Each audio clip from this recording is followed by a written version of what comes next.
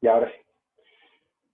Hablábamos entonces de lo que era un xenobiótico. Lo importante era entender que estas son las sustancias que ingresan a nuestro organismo a partir del medio ambiente, que no se producen naturalmente y que generan ciertos efectos en nuestro organismo.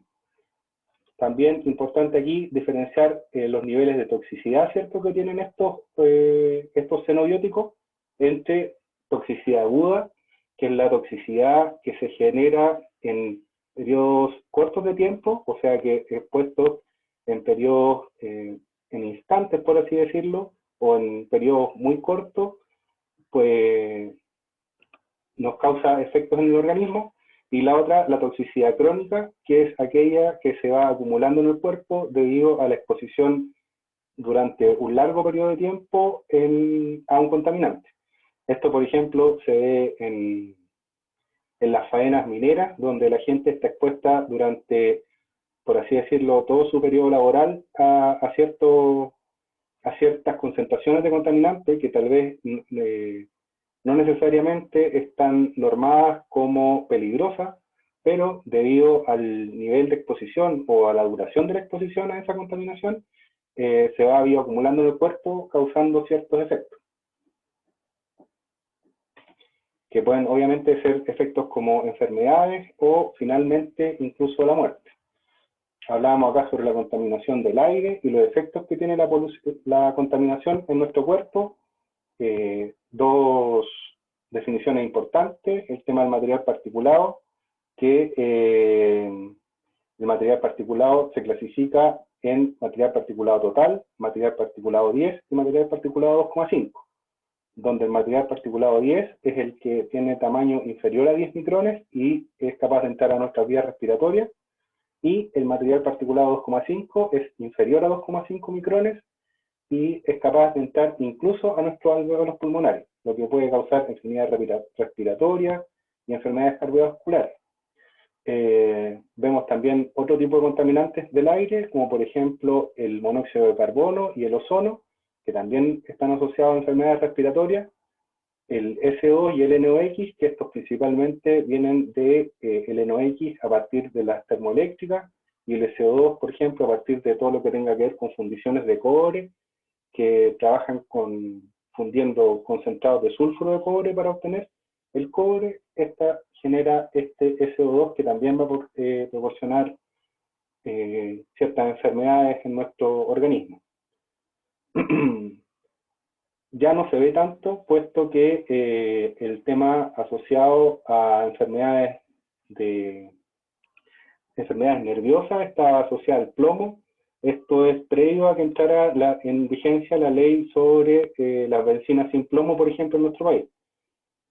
Hasta hace algunos años, bueno, más de una década ya, que las bencinas se les llama bencinas verdes, ya no contienen plomo, y previo a esto habían bencinas con plomo, por lo tanto teníamos concentraciones de plomo en la atmósfera, lo que todos sabemos que el plomo tiene un alto grado de toxicidad.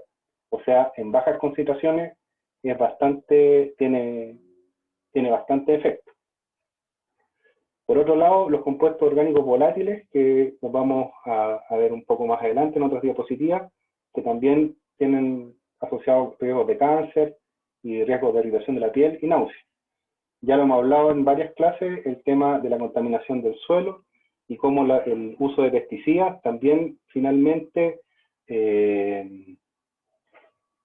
no siempre directamente, sino que también a veces lo consumimos a través de los mismos animales que están expuestos a el consumo de su alimento cargado en pesticidas, y nosotros, como siempre tienen que acordarse el término de que se van bioacumulando los contaminantes, entonces pasan del primer eslabón que hablábamos de la cadena alimenticia y se van bioacumulando, acrecentando su masa hasta que llegan al último eslabón, que generalmente somos nosotros.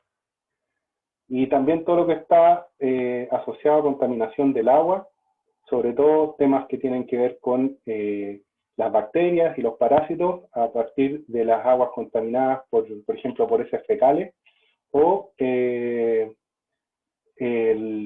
todo lo que tiene que ver con la descarga de riles, de residuos industriales líquidos en los cauces naturales del agua.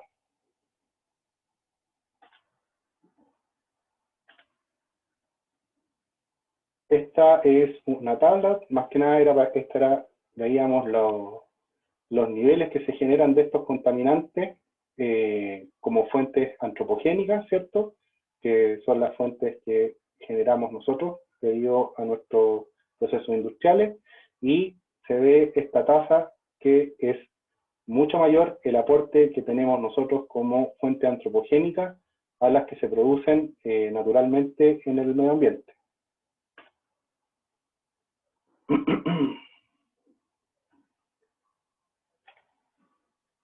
De esta presentación, lo que más hay que rescatar es el tema, por ejemplo, de las fuentes de contaminantes que van al suelo, principalmente las de la minería, acordarnos del tema de los relaves y que a través del drenaje ácido se produce la percolación de ciertos contaminantes a través de las napas subterráneas y finalmente pasa desde el suelo hasta el agua que llega a nuestro consumo o hasta el mar.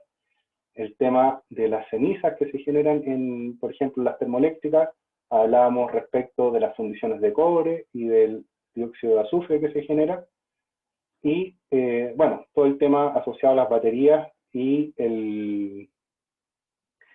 finalmente la batería como residuo final es lo más peligroso, puesto que está compuesta de varios elementos que son tóxicos. Eso era como lo más importante.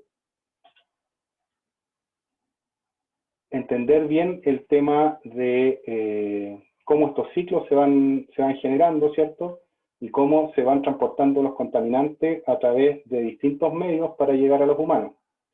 Veíamos acá como algunas fuentes, como por ejemplo, residuos industriales líquidos, de los contaminantes que se emiten a la atmósfera a partir de la quema de combustible, y los fertilizantes y pesticidas se pueden transmitir ya sea a través del aire, del suelo o del agua.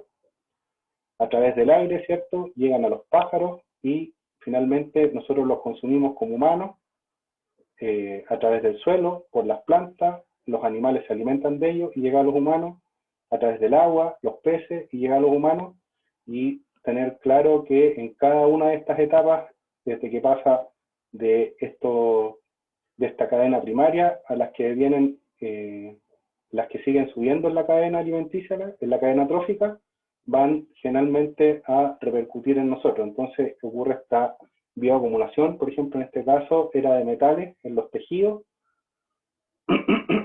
y cómo finalmente a partir de los contaminantes que se van emitiendo, llegan todos hasta nuestro organismo. Y obviamente que como humanos tenemos una muy alta vulnerabilidad a los metales pesados. Tenemos muy poca tolerancia a los metales pesados, tienen un alto nivel tóxico en nuestro organismo. Dentro de los mayores contaminantes, como hablábamos, entre los contaminantes orgánicos, todo lo que es asociado a hidrocarburos, ¿cierto? Estos generalmente se producen a partir de las quemas, y aquí bien importante el tema de las dioxinas y de los furanos, que se producen por la quema a baja temperatura, por una mala combustión, por ejemplo, de residuos, en la cual si esa combustión está bien hecha, se hace a una temperatura alta, no se forman estos contaminantes, pero debido a que son reacciones que no están bien controladas, la temperatura a la que se realizan estas combustiones es baja, comparado con la que podría lograrse, y estos contaminantes no alcanzan a degradarse debido a la temperatura. Y estos dos, principalmente, son súper cancerígenos, las dioxinas y los furanos.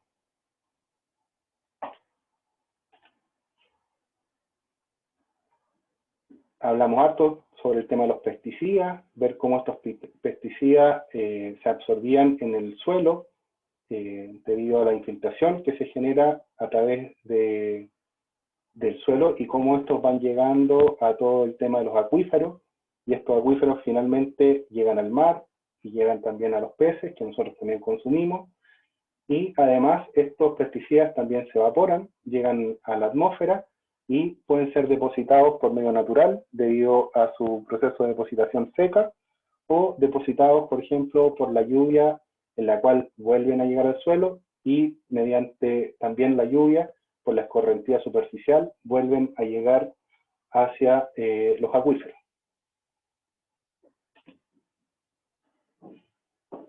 Veíamos, ¿cierto?, algunos otros tipos de contaminación, como los organometálicos, y este era un caso en particular de una mariposa que estuvo expuesta a isótopos radioactivos, esta era una foto de Fukushima, recuerdo, y de donde ocurrió donde ocurrió un desastre con una planta nuclear, y esto que ya, bueno, yo tengo entendido que ya casi no se ve, que era el vertido de... En general, una planta nuclear, el tema que tiene importante es que las aguas de enfriamiento que se ocupan antes podían llegar a estar en contacto con el reactor nuclear. Entonces, esa agua quedaba cargada de isótopos radioactivos. Ahora eso está bien controlado. De hecho, hay un chileno que participa en temas de seguridad nuclear, se llama Over Villegas, es de la Santa María, si quieren lo buscan por ahí, entretenía su historia. Él está encargado de la seguridad nuclear en Europa, así que es bien, él tiene una labor aquí importante.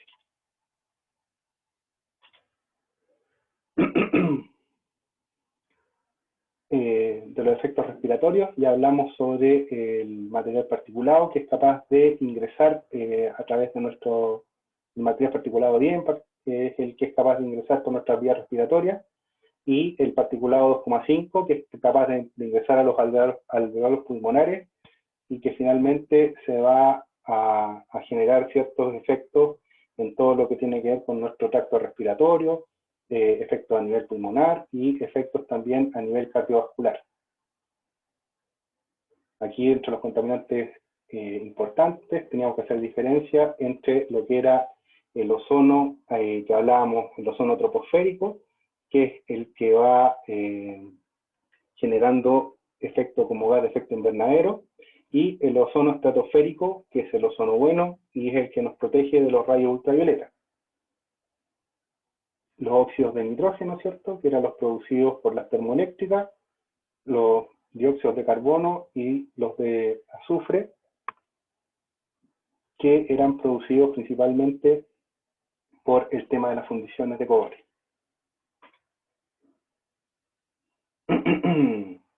Importante acordarse cuáles son las rutas a través de las cuales llegan los contaminantes, ¿cierto?, a los acuíferos, por ejemplo, o a nuestro organismo, que generalmente la liberación de estos contaminantes no siempre está asociada a procesos industriales, sino que a veces también ocurren en accidentes.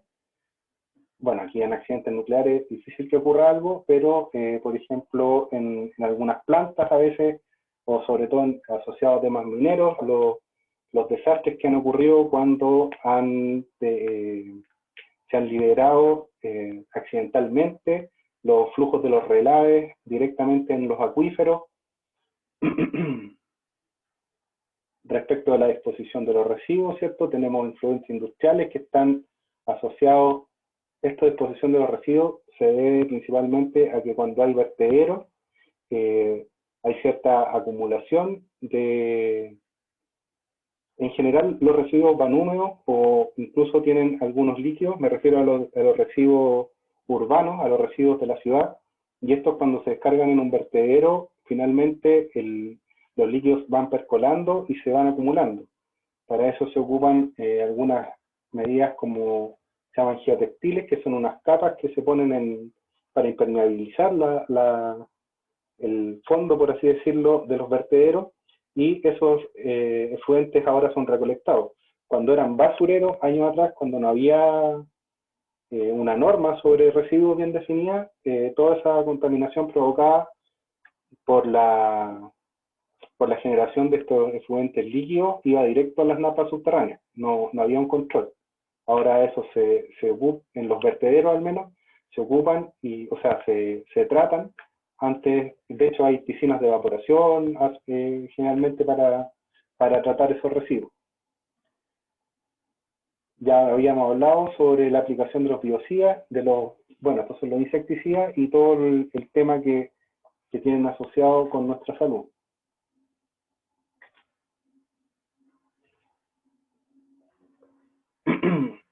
Entonces, lo importante era ver a través de qué ruta estos cuadros, es importante que los manejen al menos, saber desde dónde vienen los contaminantes, desde dónde se producen y cómo llegan finalmente, en el caso de las aguas superficiales, a los acuíferos.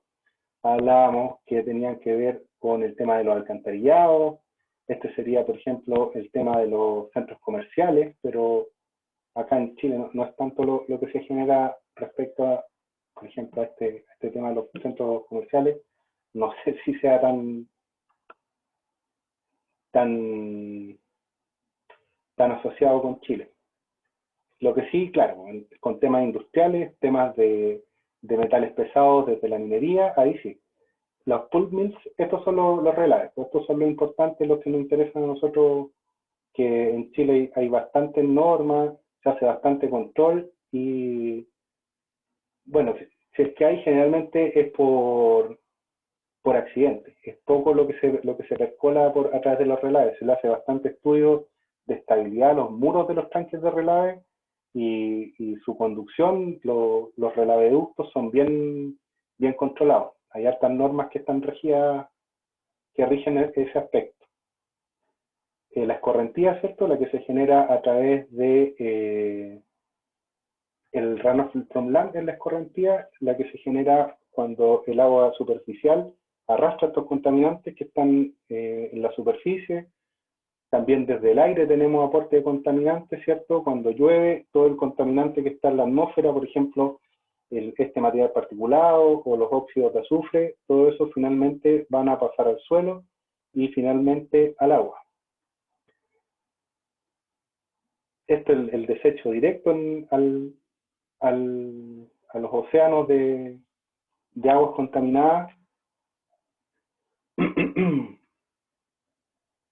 Y esto, por ejemplo, eran las contaminantes que causan el tema de los naufragios.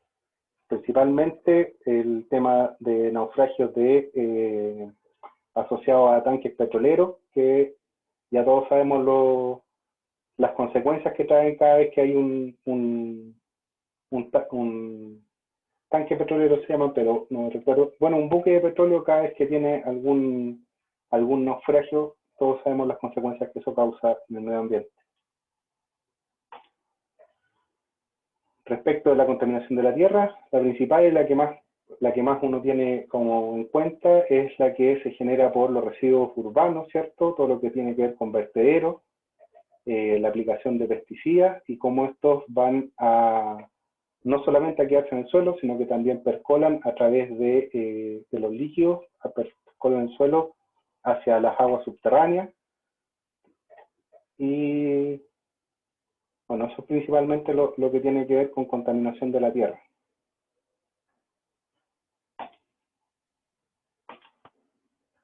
Y de las descargas a la atmósfera, aquí 4 contaminantes son los principales que tienen que por lo menos ubicar. Uno es el material particulado, ¿cierto? Que decíamos que se clasifica en 10 y 2,5. El tema de los óxidos de azufre que se generan en las fundiciones. Esto en particular creo que deben ser chimeneas eso no debe ser contaminante, lo más probable es que sea vapor de agua que viene de torres de enfriamiento. Pero finalmente el vapor de agua también es un contaminante que se descarga a la atmósfera y genera efectos como gas de efecto invernadero. Pero los principales, el SO2, el CO2, los dióxidos de azufre, los dióxidos de nitrógeno, los dióxidos de carbono y el material particulado. Eso asociado a las chimeneas de casa, como veíamos, por ejemplo, la semana pasada, algunos compañeros ahí nos contaban sobre la contaminación que hay sobre Temuco. Respecto de los sitios industriales, acá el principal para nosotros tiene que ver con las termoeléctricas y las fundiciones de cobre asociados a óxidos de nitrógeno y óxidos de azufre. También, obviamente, hay contaminación asociada al uso de aviones, pero principalmente yo creo que no nos cae tanto, sino que sería más que nada por el lado del uso de transporte móvil, ¿cierto? La aplicación de pesticidas, que vemos que por el hecho de algunos ser organoclorados, son volátiles y van hacia la atmósfera. Este era bien importante, pero ya está más o menos prohibido, que era todo lo que tenía que ver con los clorofluorocarbonos, y como antes se utilizaban como medio de refrigeración, como refrigerante en todo lo que eran medios de refrigeración, en los refrigeradores, los aire acondicionados, se cargaban con este gas para hacer el ciclo de enfriamiento que ocupan estas máquinas térmicas. Profe, Dígame. el freón, ¿a qué afecta más principalmente? ¿A Obviamente la qué? descarga a la atmósfera, o tú dices como efecto en las personas. Claro, ¿a cuál afecta más? ¿A la atmósfera o a las personas? Es que finalmente todo lo que se descarga a la atmósfera nos llega a nosotros nos llega de alguna u otra forma a las personas. Si Ya, finalmente lo que está en la atmósfera, el principal problema que genera es asociado al cambio climático por el tema del calentamiento de la Tierra, pero como ve en este capítulo en particular que estamos revisando ahora, es la toxicidad y cómo nos llegan estos contaminantes a las personas, cómo nos dañan estos contaminantes y cómo ingresan a nuestro organismo.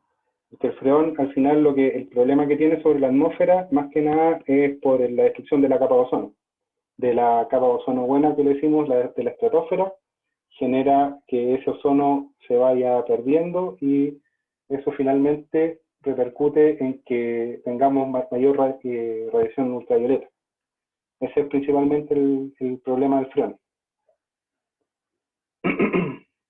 Para seguir un poco, más que nada que se manejen, no que se aprendan los números de memoria, pero sí darse cuenta que la generación de estos contaminantes, la descarga a la atmósfera por fuentes antropogénicas, es mucho mayor que la de las fuentes naturales en la mayoría de los contaminantes, excepto en la de monóxido de carbono, porque aquí está el tema de las erupciones volcánicas.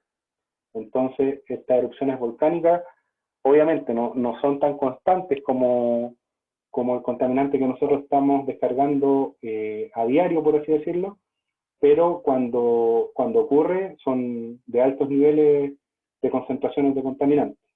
Y importante que no hay fuentes naturales de clorofluorocarbono, que son estos refrigerantes. Eso con esa clase.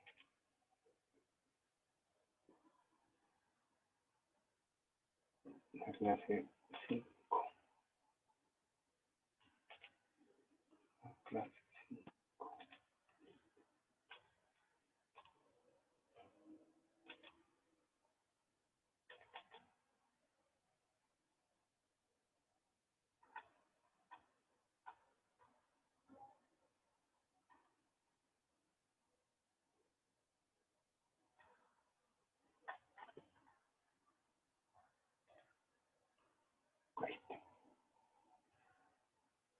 En esta clase, más que nada, revisamos temas que tenían que ver con la matriz energética, si no me equivoco. Hablábamos sobre el plan de descarbonización y cómo de aquí al 2040 va a haber una descarbonización bastante fuerte respecto de la matriz energética del país, y hay varios compromisos de que seamos carbono neutral al 2050, lo cual es bastante ambicioso, pero es posible.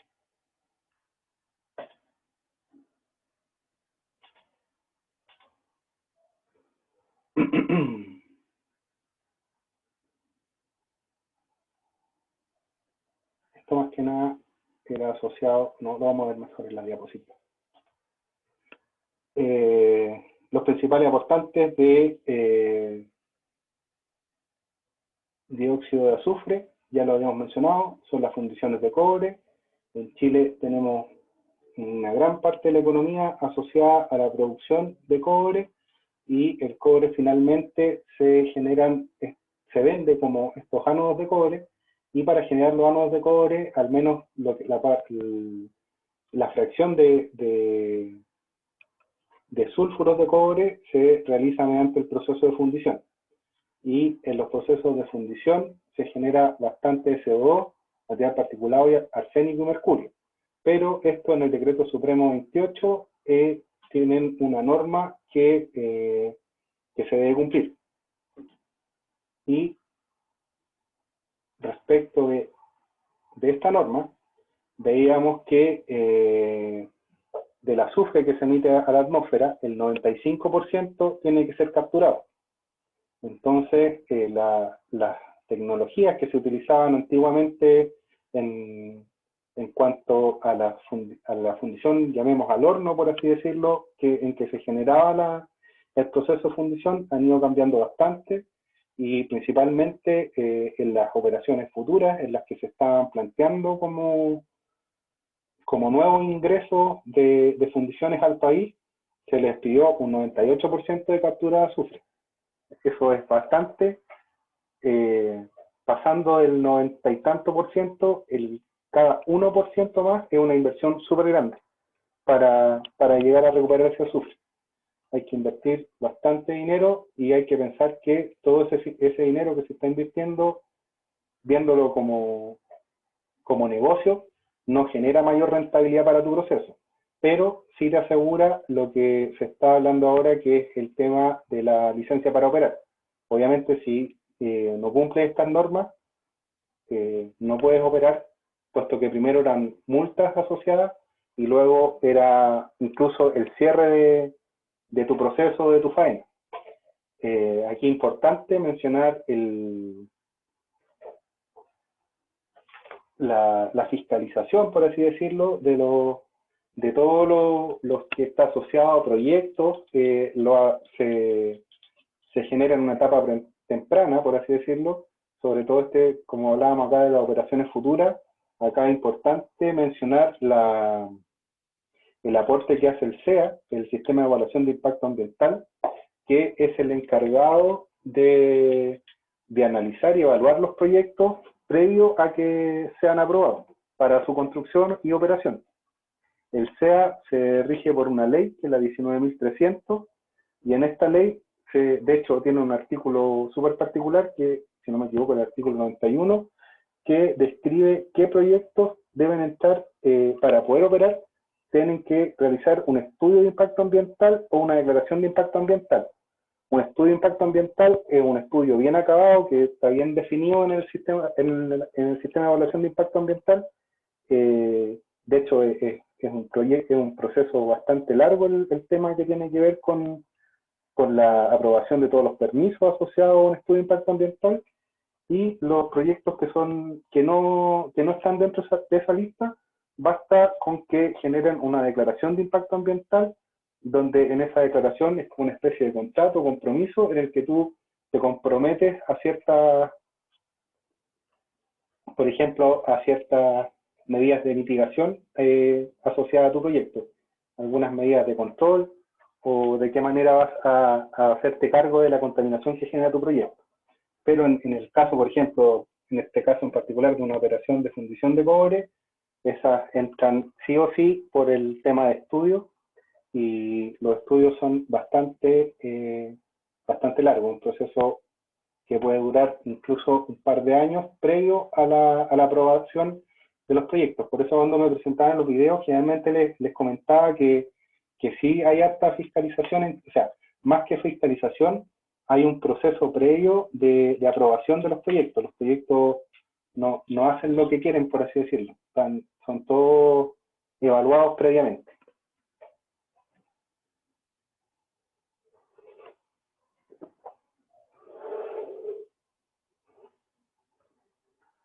Y respecto de cómo se hace el sistema de gestión ambiental en particular, esta que tiene que ver con la ISO 14001, que es la que está asociada a medio ambiente.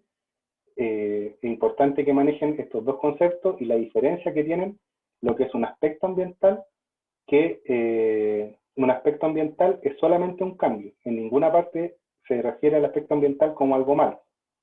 Puede ser cualquier cambio que causa un proyecto una vez que se instala en alguna zona. Ese es un aspecto ambiental. Por ejemplo, pueden haber aspectos ambientales buenos, que instalando un proyecto que no tenga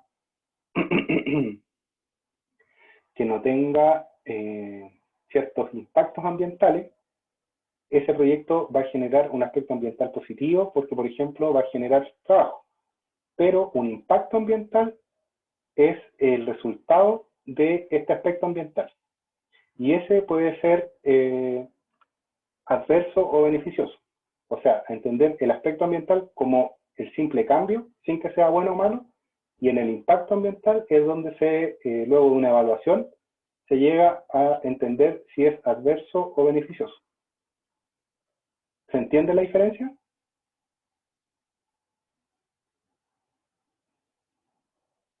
Sí, Sí, profe. profe. Ya, porque eso es probable que se los pregunte.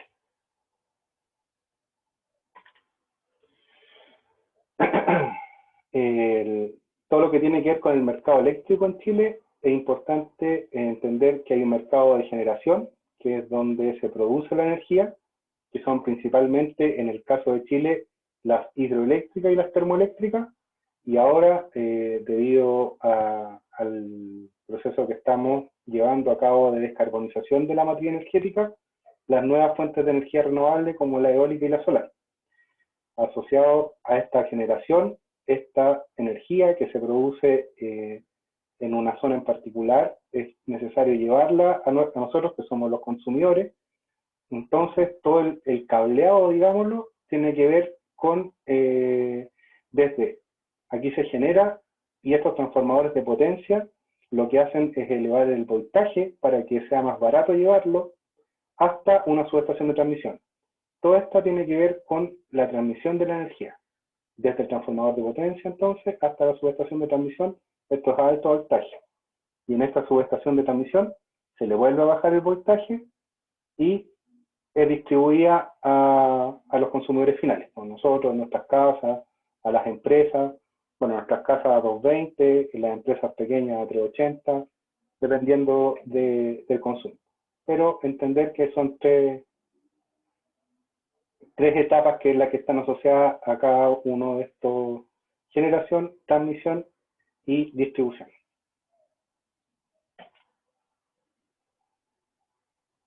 Lo importante era entender que en Chile al menos las que más se generan hasta el momento es la hidroeléctrica y la termoeléctrica, y que esta termoeléctrica en poco tiempo se supone que debería pasar a cero, a no ser que exista algún proceso que permita hacer que los gases generados, como el dióxido de carbono, el cual no es tan tóxico, pero genera efectos asociados a cambio climático, ¿cierto?, al calentamiento del planeta, pudieran ser apaleados, o sea, pudieran nuevos medios de control asociados al dióxido de carbono.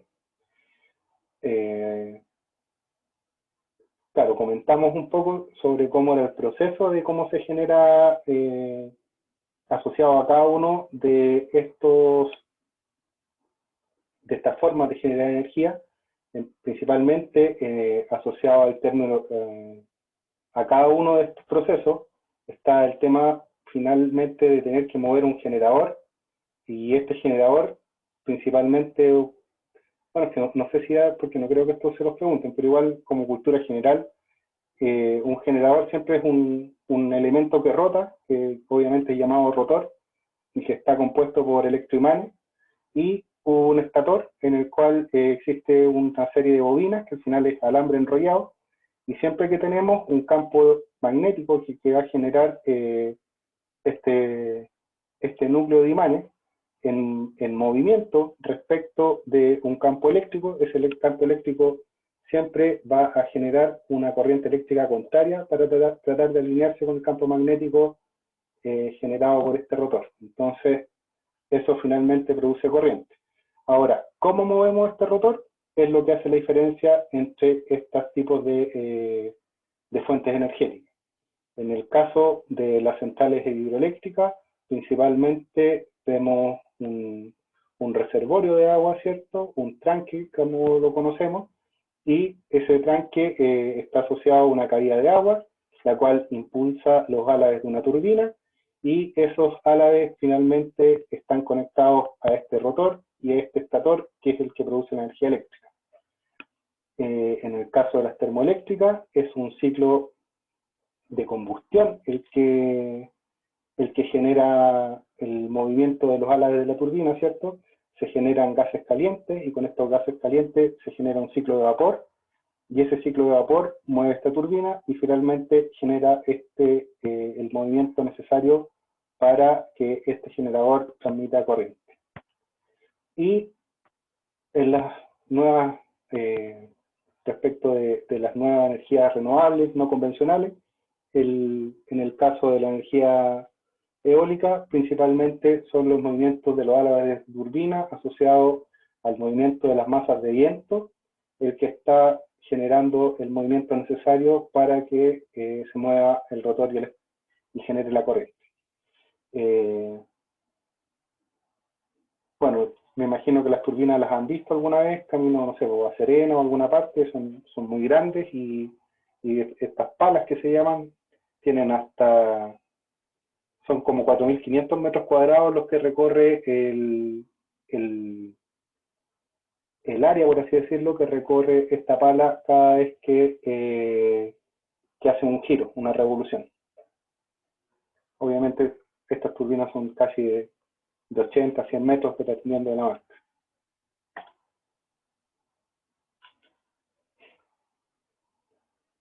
En el caso de la energía geotérmica, aquí importante, entró hace poquito Cerro Pabellón, que está ubicado en el desierto de Atacama, y que tiene por primera vez una potencia instalada que es capaz de hacer viable en un futuro las centrales geotérmicas, porque instalaron dos centrales, cada una 24 megawatts, son 48 megawatts en total las que genera Cerro Pabellón. Entonces es una capacidad importante.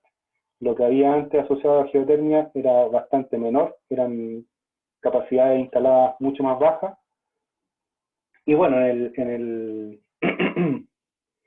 proceso geotérmico es muy similar al de las termoeléctricas, pero el calor, en vez de generarse a través de la quema de combustible, se genera a partir del calor de la tierra y del vapor de agua que es capturado y traspasado a través de este intercambiador a esta turbina, y luego al generador y estator que ya habíamos comentado. La única que es diferente, que no se genera a través de movimiento de un campo magnético y un campo eléctrico, es la generación de energía fotovoltaica, en la cual este módulo fotovoltaico, ¿cierto?, tiene dos materiales, uno que es un semiconductor, que tiene carga positiva, y otro que tiene carga negativa. Y cuando son expuestos a la radiación solar, ¿cierto?, hacen que un fotón, que es la forma en que se transmite la energía a través de los rayos solares, mueva este electrón y deja un espacio libre. Y siempre que tenemos un espacio libre en un electrón, se va a generar una corriente energética. Y esa corriente energética sale de forma de corriente continua, luego pasa por un inversor que la convierte en corriente alterna, y la corriente alterna ya es posible de ser distribuida. Y la última, pero no menos importante, puesto que esta genera un ciclo térmico que es mucho más eficiente, es la de ciclo combinado. La gracia de este ciclo es que los gases de salida de la primera cámara de combustión se ocupan en calentar una turbina de menor, una turbina que se llama, que funciona con los gases de esta caldera de recuperación. Entonces, estos gases que están saliendo desde la primera turbina, desde la primera quemada de aire de combustible, son reutilizados para generar en esta segunda turbina un efecto combinado de estos dos generadores. A veces están conectadas ambas a un mismo generador por los dos lados, o en este caso, como en el ejemplo, tenemos dos generadores por separado. pero lo importante es que una funciona con el gas que entra en expansión en esta cámara de combustión, y la otra ocupa el calor de los gases residuales para generar vapor y generar finalmente la corriente.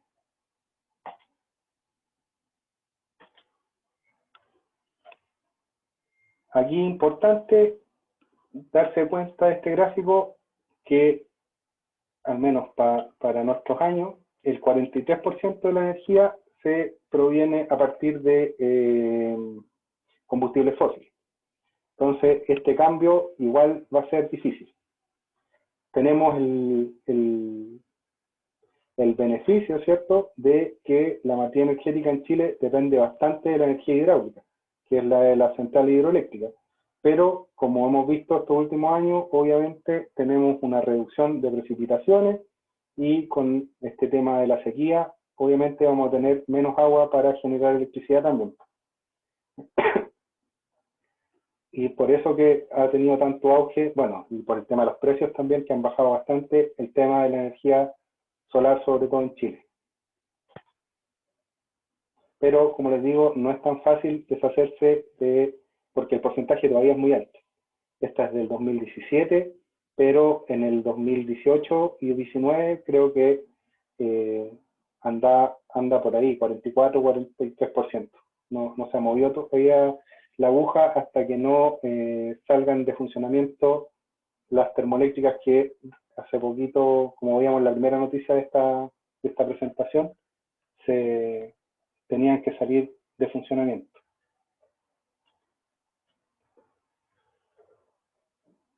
Este gráfico es importante darse cuenta que el índice del PIB, que está en azul, al menos en países que están en crecimiento como nosotros, está asociado a un índice energético. O sea, todavía somos un país que depende bastante de la industria, de nuestros recursos naturales. Entonces, para tener este ciclo de crecimiento, todavía tenemos asociado a un mayor crecimiento, tenemos asociado un mayor consumo energético.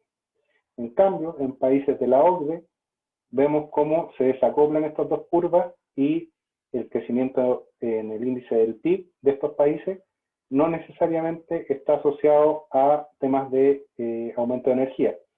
Esto no necesariamente apunta a que consuman menos energía, sino que consumen energía de manera más eficiente. Siempre tenemos que acordarnos de eso, que no es que estén consumiendo realmente menos energía, sino que la energía que usaban la usan de mejor manera y por lo tanto pueden seguir, por ejemplo, creciendo en sus procesos industriales, pero asociados a un consumo de energía mucho menor.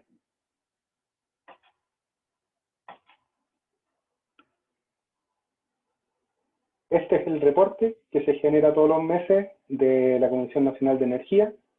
Aquí este está súper actualizado, de hecho creo que era el de septiembre, y se ve que hay bastantes proyectos que vienen de energía renovable no convencional. Aquí hay algunos gráficos sobre la potencia instalada, ¿cierto? Y las tres grandes macrozonas de uso de energía. Y bueno, aquí lo más importante es ver este número de acá, que vienen muchos proyectos que están asociados a casi 5.600 megawatts de potencia instalada. Entonces vienen, y también importante el número de watts que se generan por cada una de estas nuevas energías. Pues vemos ampliamente el tema asociado a la matriz energética solar, que es la que tiene el mayor aporte. De hecho, vemos que los otros aportes de otros tipos de energías renovables no convencionales casi no se ven, solamente la sigue de cerca los proyectos de energía eólica.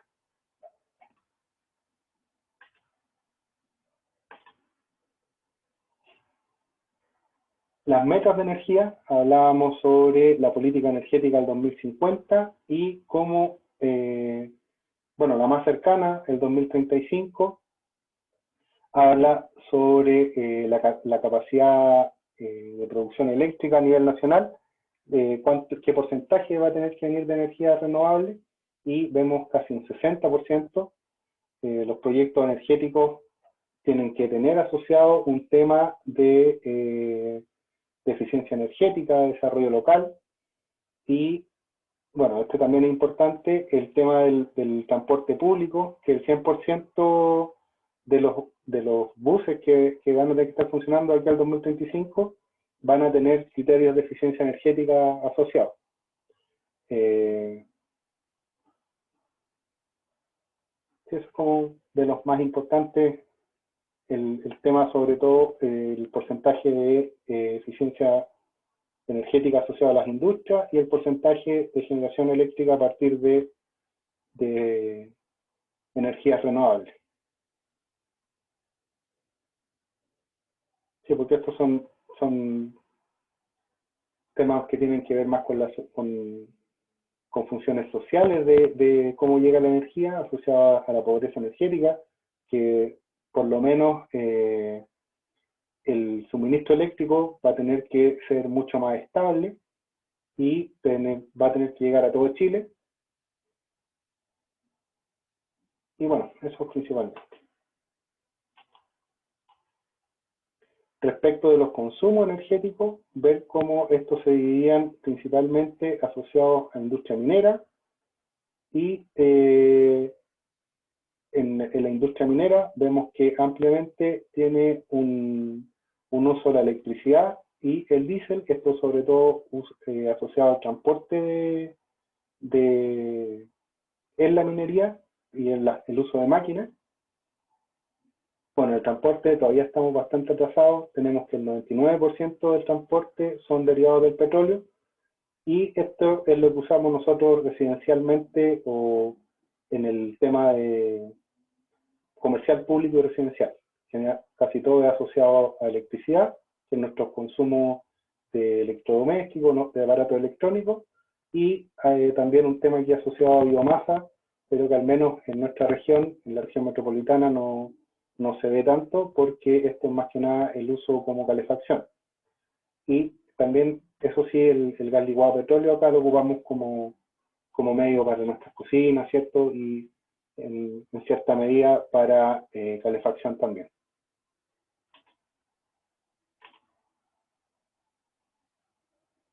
La ley de eficiencia energética, que la idea es implementar este proyecto, pero lo vamos a revisar mejor después cuando veamos en la carpeta siguiente el tema de la ISO 5001, que es la idea de implementar este sistema bajo una norma de gestión que haga que podamos tener un mejor control y eficiencia de nuestro sistema energético. Aquí venía en todo caso. La idea entonces de esta norma 5001 es tener los requisitos para poder implementar el sistema de manejo de energía.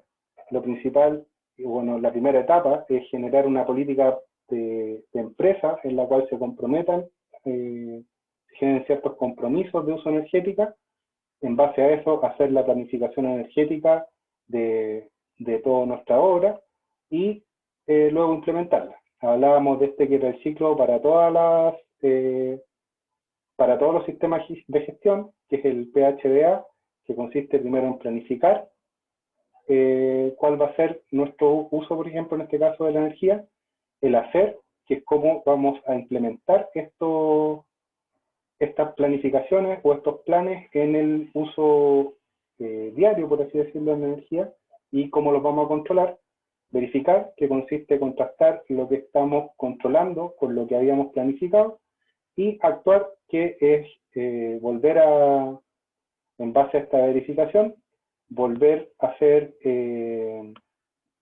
un levantamiento de no conformidades, y con eso se vuelven a revisar por la gerencia para replantearse las políticas energéticas en el caso que sea necesario.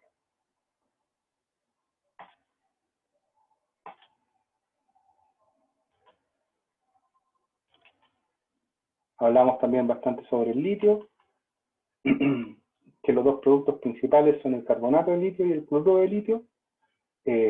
Las salmueras que están en el salar tienen un 0,2% de litio.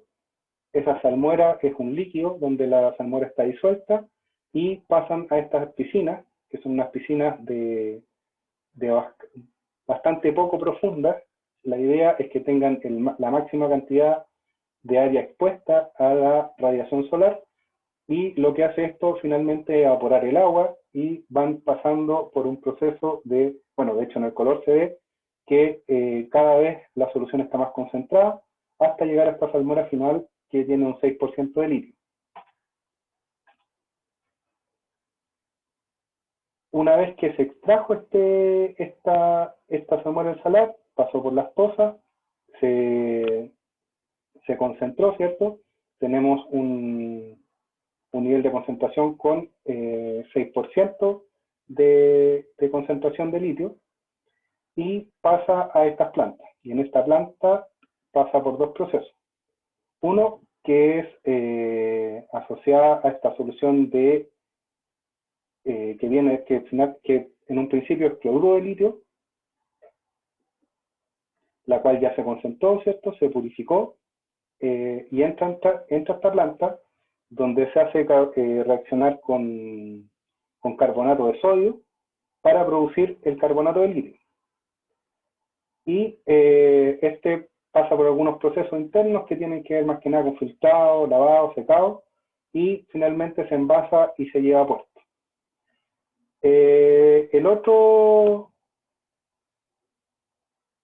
proceso, que es el del este mismo carbonato de litio, que se hizo reaccionar con carbonato de sodio, en vez de ser como un producto, algo de esto se ocupa y se vuelve a generar este otro proceso en el cual el carbonato de litio se le agrega hidróxido de calcio para obtener hidróxido de litio.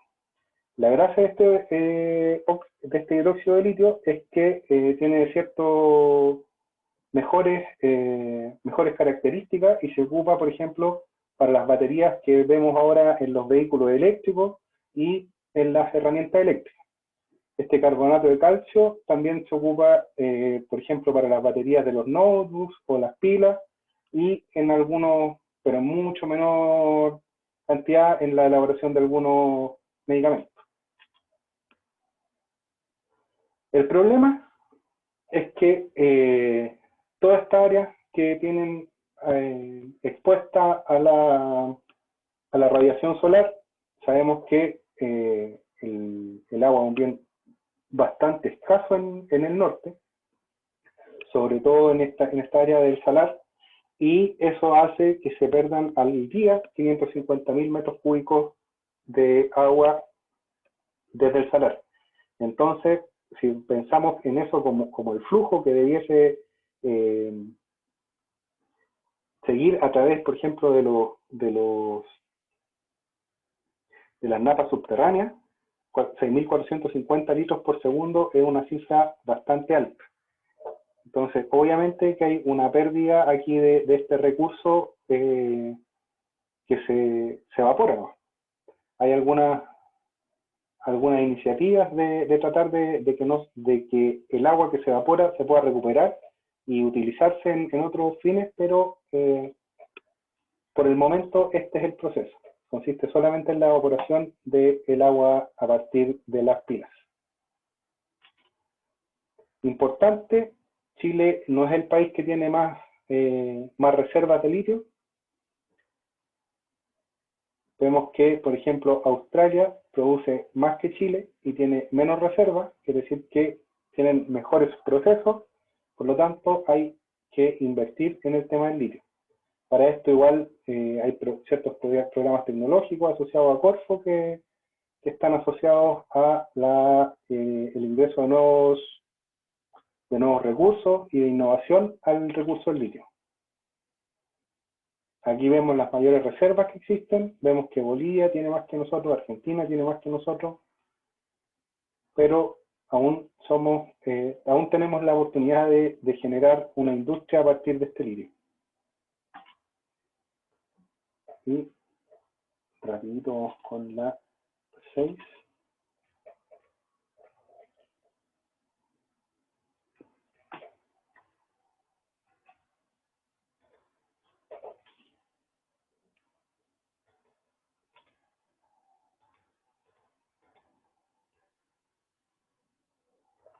En estas PPT del capítulo 6, principalmente hablábamos sobre los efectos que tenía el cambio climático. Habíamos hablado que durante el COVID se habían generado cierta disminución en algunos lugares de contaminación, principalmente asociada a material particulado y todo lo que tiene que ver con el uso de transporte, porque obviamente la gente se estaba moviendo menos y por lo tanto usaba menos transporte.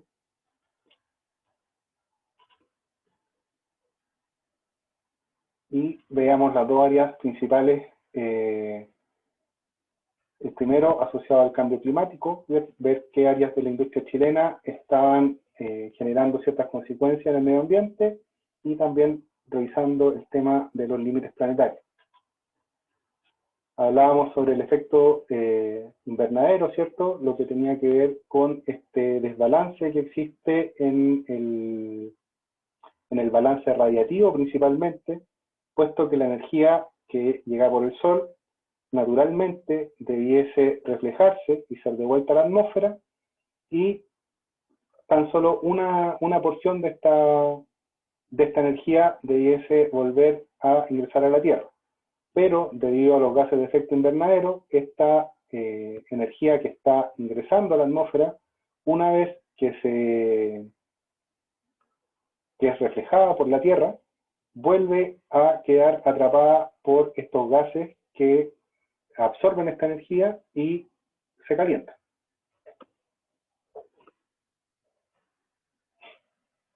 Vemos acá algunos números asociados a quiénes son los mayores productores de gases de efecto invernadero. En el caso, este es a nivel mundial, es el 35% asociado a energía, esto principalmente a las termoeléctricas, y un 25% a la agricultura. En nuestro país, por ejemplo, este gráfico, yo diría que el tema asociado al transporte es bastante más alto y el de energía es menor, principalmente porque tenemos una matriz bien fuerte en el tema de hidroeléctrica. Y los dos mayores aportantes, China y Estados Unidos, ambos con cierta tendencia a negar los efectos del cambio climático.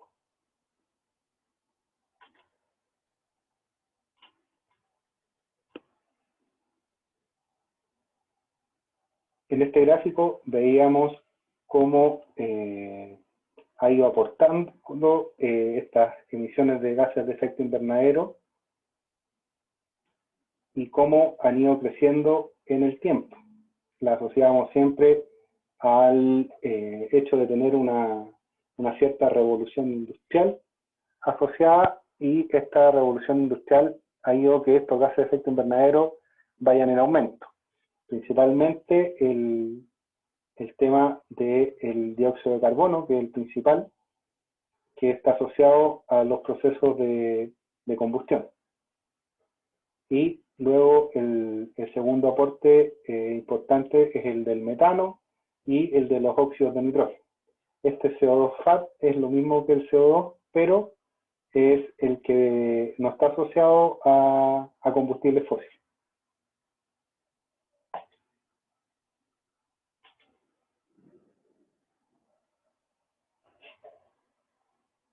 Esta es la curva que muestra de mejor manera el crecimiento de la población, ¿cierto?, en amarillo, y estos niveles medianamente cíclicos de concentraciones de partes por millón de dióxido de carbono en la atmósfera.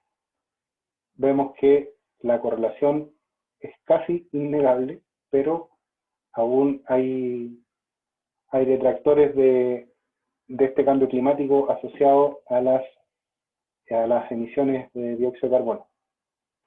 Y también hablamos bastante importante el tema de estos 1,5 grados, que estaban asociados al Acuerdo de París, y que para poder llegar a no superar estos 1,5 grados de aumento como temperatura de la Tierra, era necesario generar un 45% menos de CO2. Y eso es bastante. Pero tenemos hasta el 2030. Vamos un poco atrasados con el inventario, pero ya hay varias políticas y varios planes en acción. También asociado a que hay gente que lo deniega un poco, dicen que todo es cíclico, los temas de aumento y disminución de temperatura, que tienen que ver más que nada con un ciclo estacional, pero podemos ver claramente en estos, son varios años acá que están graficados, desde 1880 hasta el 2016, vemos que se ve claramente este aumento de temperatura respecto de las medias.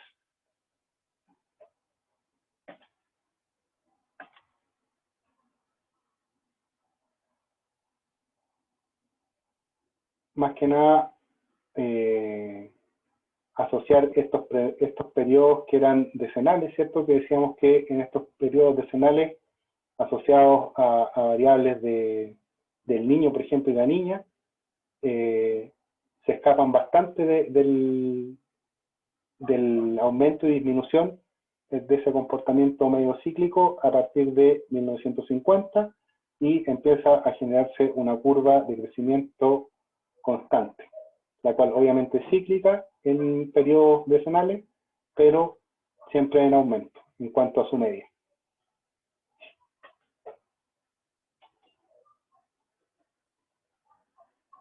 Aquí se ve claramente el tema del niño y la niña.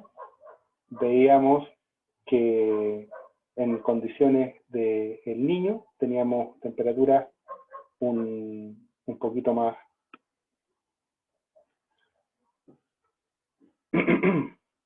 veíamos en estos promedios el tema de que el promedio cuando estaba la niña se escapaba bastante con respecto al promedio de temperatura de la megasequía, en las cuales en las zonas que están en rojo podemos ver que la temperatura era sobre 1 grado y asociado a la niña, que era más fría, teníamos estos periodos que eran de menos de 1 grado.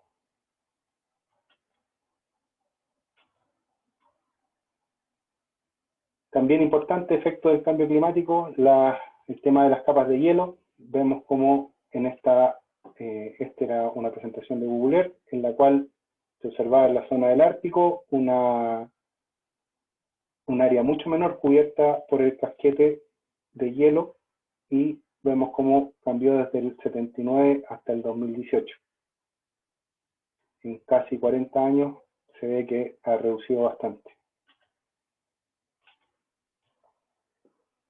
Este es el contenido oceánico de calor, el OHC, y en este contenido oceánico es un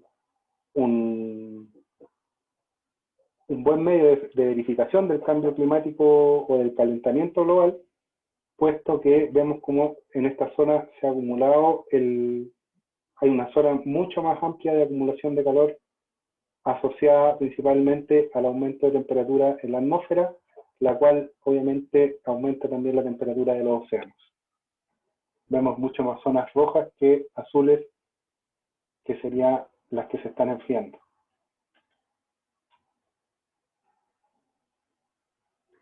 También importante el gráfico de cómo han ido disminuyendo las masas de hielo.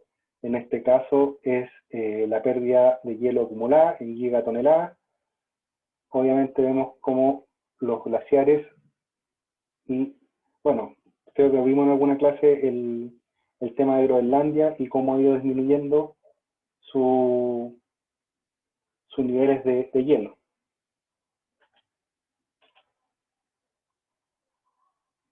Una clara imagen del retroceso en glaciar. Y también asociado a esta pérdida de hielo está asociado un incremento en los niveles del mar.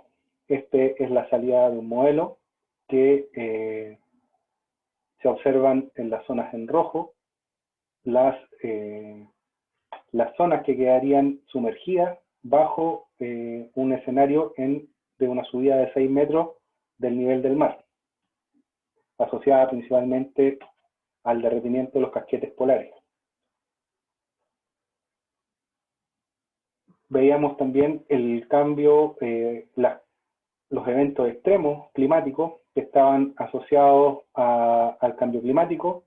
Con poca evidencia asociada al cambio climático está el tema de los tornados y de la sequía, todavía no están bien correlacionados, pero con mucho mayor evidencia tenemos, por ejemplo, las lluvias extremas, la asociación de huracanes y el calor extremo.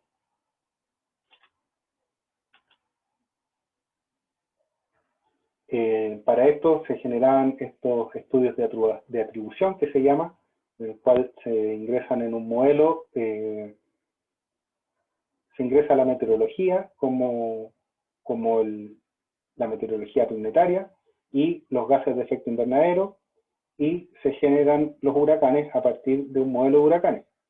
Y luego, esto es con las condiciones climáticas actuales. A través de esta simulación se ingresan un mayor aporte de los gases de efecto invernadero y mediante el uso de este modelo se observa que se generan mucho más huracanes. Por lo tanto, existe una correlación entre la generación de huracanes y el aumento de los gases de efecto invernadero.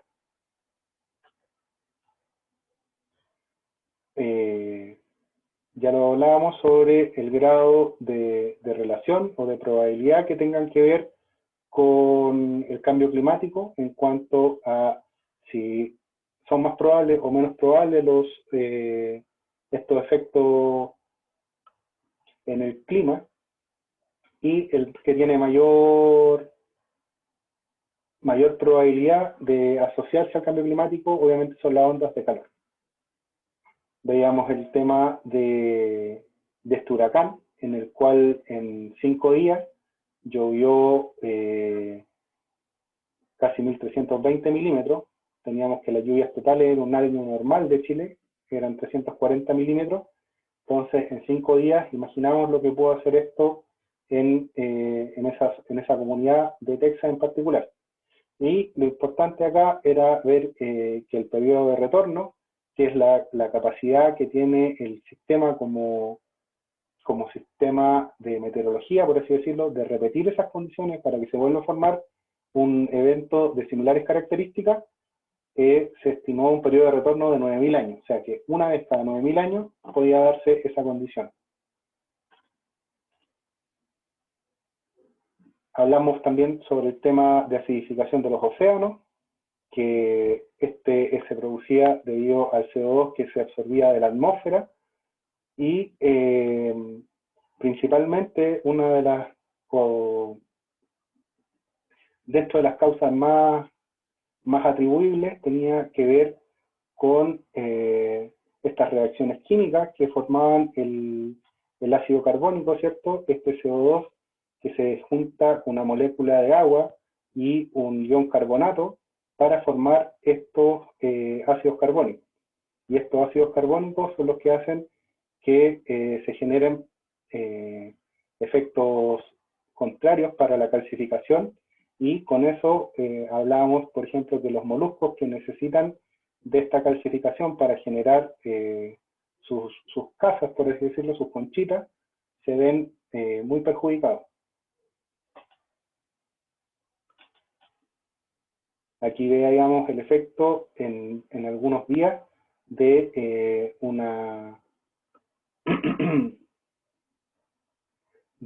una conchita formada por estos organismos calcáreos que están compuestos principalmente por carbonato de calcio, expuesta a esta diferencia de pH, y vemos como en 45 días realmente ya no es capaz de generar su esqueleto protector, ¿cierto? Su concha.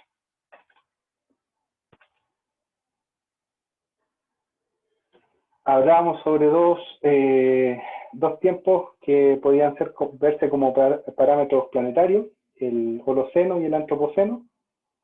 El Holoceno, que estaba caracterizado por los últimos 10.000 años, y en el cual ocurrieron todos los cambios planetarios principales que tenemos, la fusión de la capa de hielo, el nivel del mar al que lo conocemos hoy día, y en la formación, por ejemplo, de estas separaciones geográficas que se dieron principalmente asociadas, por ejemplo, al estrecho de Bering. y luego el Holoceno, que es que el planeta seguía funcionando de manera similar, pero nosotros como humanos tuvimos que adaptarnos a estos cambios.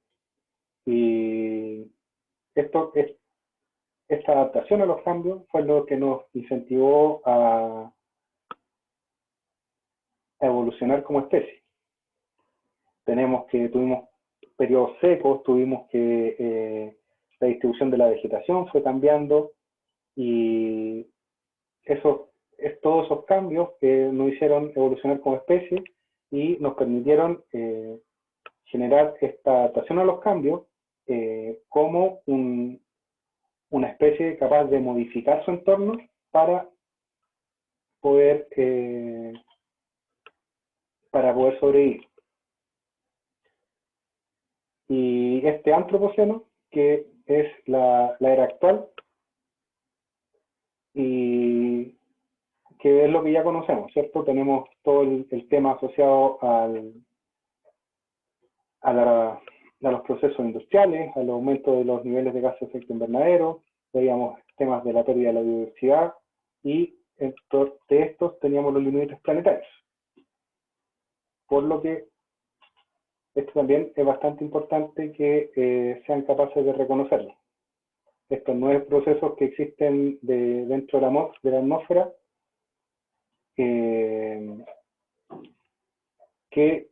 estos límites planetarios vemos que se identifican así porque le afectan a todo el planeta en conjunto. O sea, si hay acidificación de los océanos, repercute en todo el planeta. Y dentro de estos, los principales, el cambio climático, que es lo que podemos ver día a día con los aumentos de temperatura. Pero creo que ven después.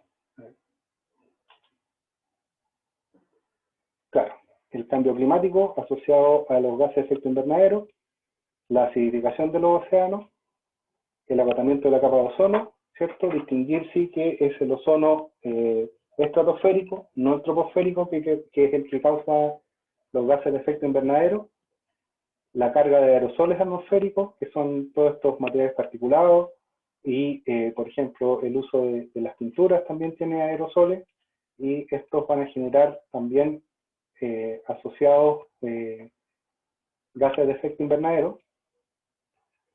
La interferencia humana en los ciclos del nitrógeno y el fósforo, eso lo revisamos en las clases de los capítulos anteriores, si no me equivoco, en el capítulo 3. Y el uso mundial de agua dulce, ya todos sabemos que el agua dulce es un bien que pronto va a estar bastante más restringido de lo que tenemos ahora. Las mayores reservas de agua dulce las tenemos en los polos. Los cambios asociados al uso del suelo, principalmente debido a la agricultura y los lugares de asentamiento como las ciudades, donde zonas que antes tenían vegetación nativa, ahora están usadas como lugares forestales o para producción de alimentos a través de la agricultura. Obviamente asociado a la pérdida de biodiversidad debido a los cambios del ecosistema y la contaminación química principalmente a través de las descargas atmosféricas y de los residuos industriales líquidos.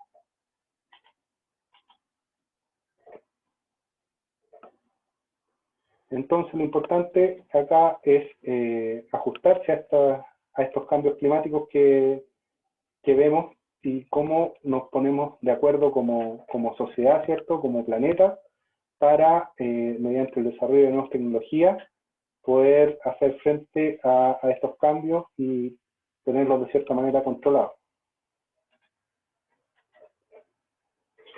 Y finalmente,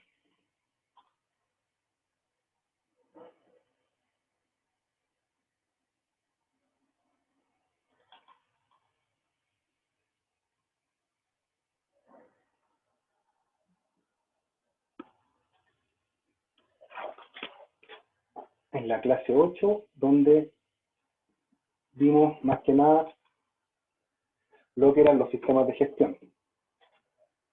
Los más importantes, bueno, lo que era la ISO, es el organismo de normalización a nivel internacional que genera la mayoría de estos estándares.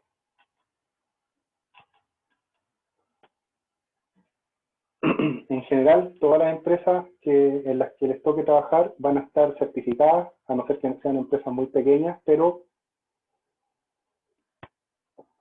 en general para poder establecer o garantizar que tu producto tiene unos ciertos estándares, te piden estar certificado ISO, sobre todo las que están asociadas a las normas de calidad y normas de seguridad. Obviamente ahora hay nuevas normas que están asociadas, por ejemplo, a la eficiencia energética y otras que vamos a revisar. Lo importante es verse a través de este manejo de riesgo, es definir las incertidumbres que pueden generarse y ver cómo nos hacemos cargo mediante el manejo de estos riesgos de estas incertidumbres que se van a ir generando. ¿Cierto? Este riesgo lo vemos como un efecto en el cual nos vamos a estar desviando de lo esperado, ya sea para bien o para mal, y esa desviación que existe respecto de un set point de control es la que nuestro sistema de gestión nos va a poder volver a alinear en ese set point, en ese estándar que teníamos fijado. ¿Cuál es la gracia de implementarse con un sistema de certificación? Claro, obviamente va a aumentar la credibilidad, puesto que vas a asegurar que tu proceso o que tu producto está generado bajo estándares internacionales.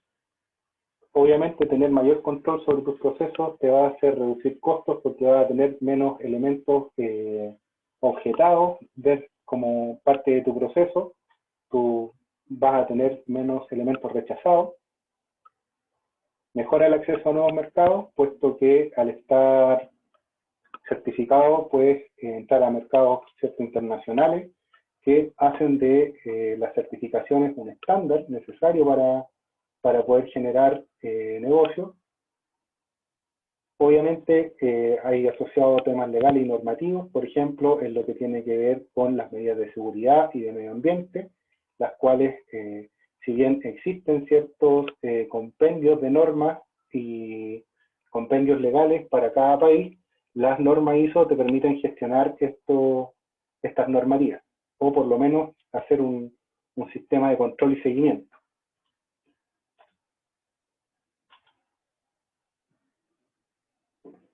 Este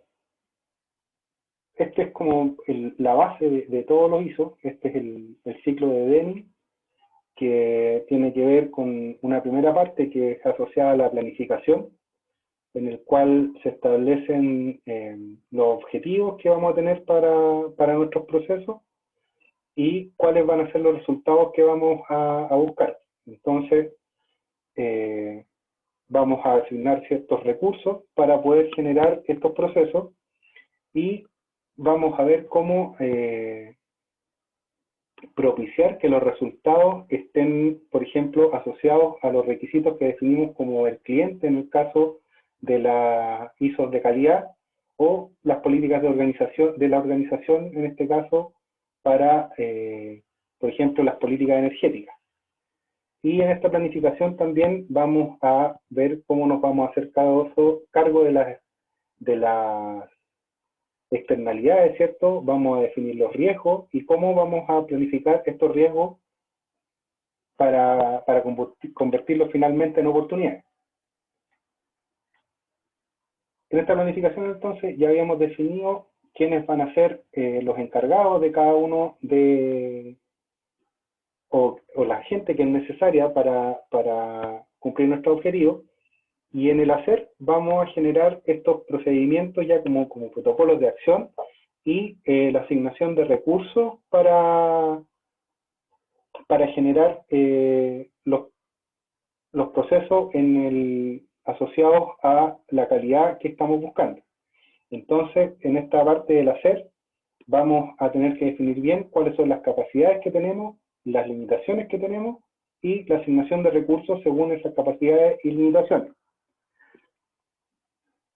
En el verificar vamos a llevar el control asociado a todo lo que es los métodos de seguimiento, los análisis y las evaluaciones que vamos a necesitar para asegurar que nuestros resultados sigan alineados con, por ejemplo, los estándares definidos por el cliente.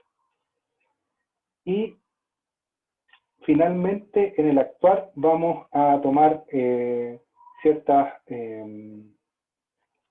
acciones que nos van a permitir mejorar el desempeño cuando sea necesario, puesto que en el actuar vamos a tener que redefinir nuestras planificaciones para volver a ingresar a este ciclo. Y por ejemplo, este mismo, pero ya bien aplicado, es la 14001,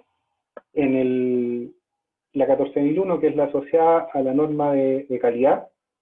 Dentro de planificar, vamos a tener entonces establecer, como decíamos, los procesos y los objetivos de acuerdo a las políticas de medio ambiente, ¿cierto? Vamos a tener que definir una política ambiental como organización, puesto que a partir de esa definición de política ambiental vamos a ver qué tipo de empresa somos y va a ser una decisión de parte de la gerencia, la cual va a organizar todos los medios para el cumplimiento, por ejemplo, de las normativas legales ambientales vigentes que están asociadas a la 14001. En el hacer vamos a generar todo lo que tiene que ver con procesos y procedimientos para cumplir esta normativa ambiental y estar alineados con la política ambiental. En el verificar vamos a medir estos procesos en relación a la política ambiental, definimos también cómo estamos alineando nuestros resultados con los objetivos que definimos en la política ambiental, y en el actuar vamos a generar los cambios que sean necesarios para generar una mejora continua de este sistema de gestión ambiental. Esto era más que nada la ISO, pero asociada a los Objetivos de Desarrollo Sustentable. Esto más que nada es nombrar que la ISO se hace cargo de cada uno de estos objetivos a través de distintas normas.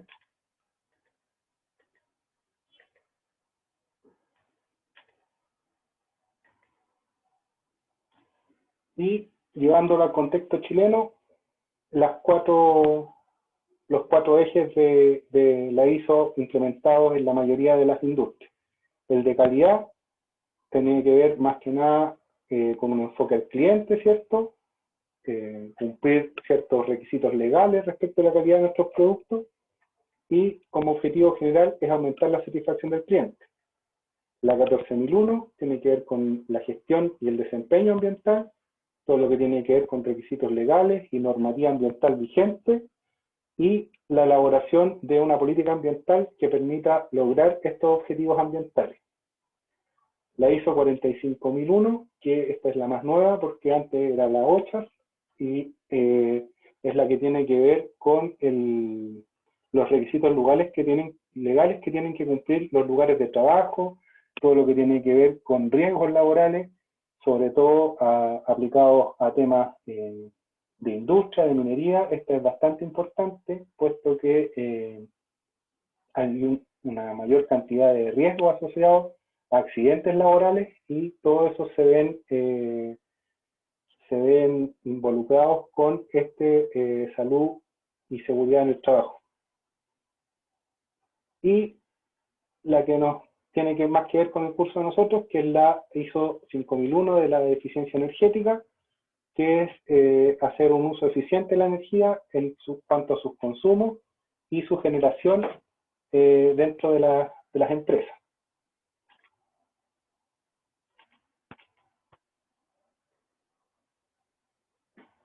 Esta tabla de resumen era sobre cómo cada uno de estos objetivos se ve involucrada con estas 4 ISO que veíamos que son las más importantes a nivel nacional. Y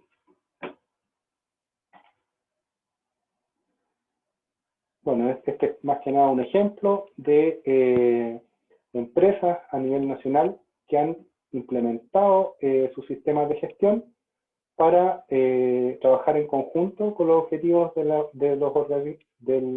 objetivos del desarrollo sostenible. Vemos, por ejemplo, el caso de DHP, que se hace cargo a través de distintas áreas, ¿cierto?, de estos objetivos, y también de la empresa Enel con algunos objetivos del desarrollo sostenible.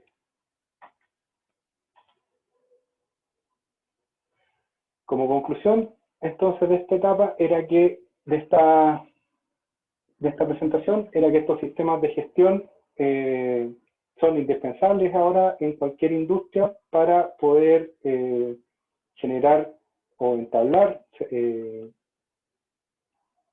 rutas de comercio que nos permitan certificar que nuestros productos están hechos, ¿cierto?, bajo estándares internacionales, asegurando la seguridad de nuestros trabajadores, asegurando que cumplimos con la normativa y legislación ambiental, y últimamente asegurando que los producimos de manera con un uso eficiente de la energía. Y creo que eso era todo. ¿Alguien tiene alguna duda, alguna consulta?